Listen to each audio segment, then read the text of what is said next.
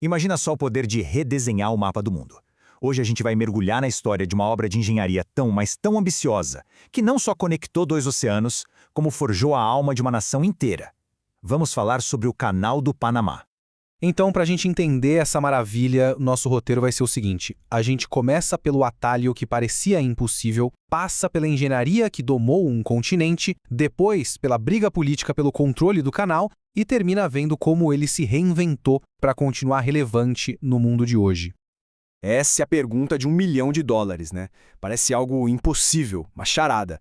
Mas exatamente esse quebra-cabeça gigantesco que está no coração dessa história e que fascinou o mundo por séculos. E a resposta é simplesmente genial. O Canal do Panamá não é só um buraco cavado na terra, de jeito nenhum. É um sistema super engenhoso que funciona como um elevador de navios, levantando embarcações enormes por cima das montanhas.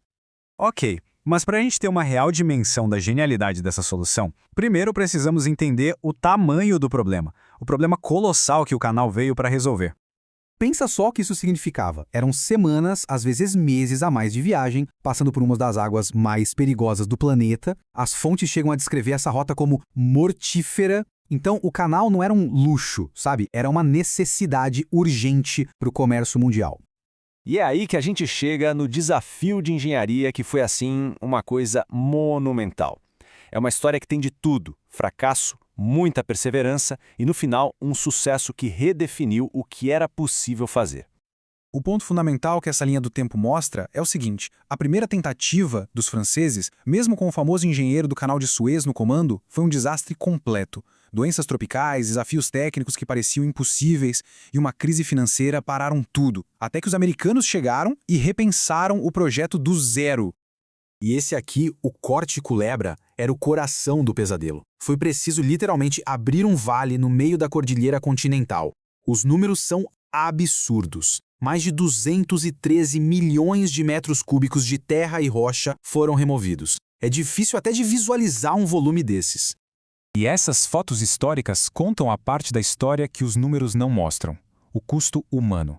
Eram milhares de trabalhadores em condições brutais, lutando não só contra a rocha, mas contra a malária, febre amarela. Foi um esforço implacável, exaustivo, que durou uma década. E aqui está a virada de chave, a grande sacada do projeto americano. Em vez de insistir em cavar um canal ao nível do mar, eles pensaram: ok, se a gente não consegue baixar a montanha até o navio, por que não elevar o navio até um lago no topo da montanha? E o funcionamento desse elevador é pura física, genial de tão simples. O navio entra na câmara, as portas fecham, a água do nível de cima enche o espaço e pronto, o navio sobe que nem uma rolha. O processo se repete degrau por degrau até ele chegar lá em cima no gigantesco lago Gatun, que forma a maior parte do percurso.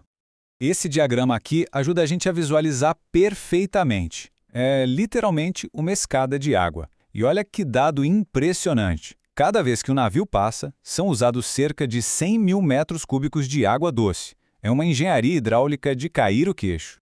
Só que, como eu disse, construir o canal foi só metade da batalha. A outra metade, e talvez a mais intensa, foi a luta política para definir quem ia controlar essa maravilha. E essa luta se tornou a alma do Panamá.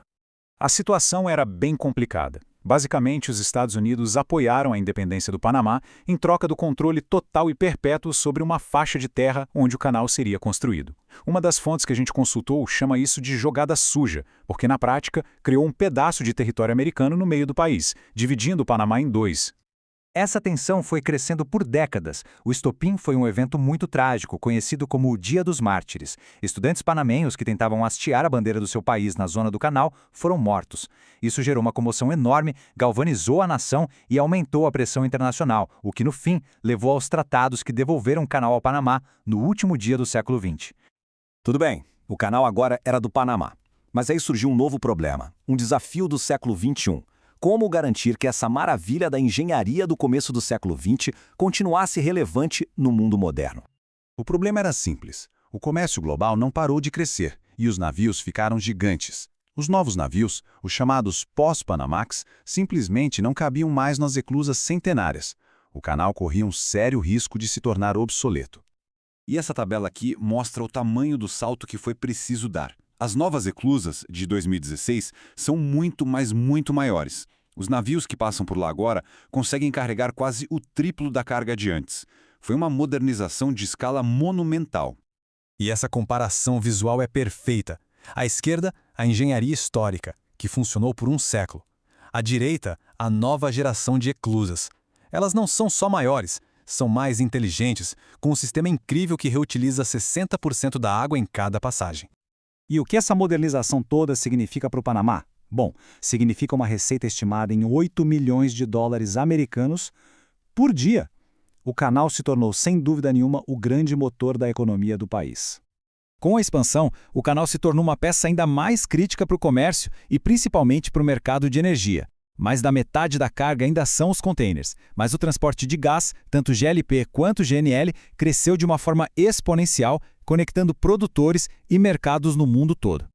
Tem uma frase poderosa do líder panamenho Omar Torrijos, que negociou a devolução do canal. Ele disse: "Vamos converter essa caricatura de país em uma nação." Isso resume perfeitamente o sentimento. Para muitos panameios, ter o controle do canal era a chave para a verdadeira soberania e identidade nacional. E isso nos leva a uma última reflexão. O canal, sem dúvida, construiu uma nação. Mas hoje, a luta pela sua alma já terminou? As fontes que a gente pesquisou mostram que, mesmo hoje, existem protestos e debates sobre quem realmente se beneficia de toda essa riqueza. A batalha da engenharia foi vencida, mas a discussão sobre o legado do canal, essa parece que continua mais viva do que nunca.